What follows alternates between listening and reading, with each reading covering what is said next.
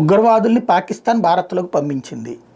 మన ప్రజల ప్రాణాలు తీశారు. హిందువా ముస్లిమా అని అడిగి మరీ చంపారు. ఆ మహిళలు పిల్లలకి మీరు వెళ్ళి మోడీకి చెప్పుకోండి పోండి అన్నారు. ఆ తర్వాత మనం వాళ్ళకి సంబంధించినటువంటి మూలాల మీద అటాక్ చేసాం. ఆ తర్వాత వాళ్ళు మన మీద సాధారణ పౌరుల మీద పడ్డారు. సాధారణ పౌరులకు సంబంధించినటువంటి ఇళ్ల మీద దాడి చేస్తున్నారు గత 10 రోజుల నుంచి. ఆ తర్వాతన నిన్న నేరుగా మొన్న మనం కొట్టిన దెబ్బకి బెత్తరపోయి ఆ తర్వాతన సాధారణ డైరెక్ట్ వార్కి దిగారు. వెంటనే మనం రిట్రీట్ ఇచ్చాం.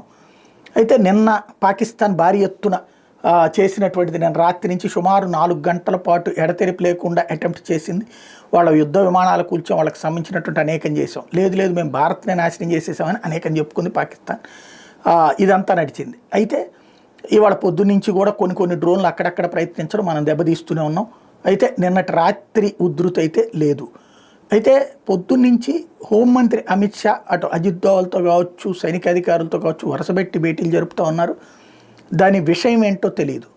అంత మీటింగులు అంటే వాస్తవంగా ప్రధానమంత్రితో రివ్యూలు జరుగుతున్నాయి, రాజ్నాథ్ సింగ్ రివ్యూలు ఈ వేరు.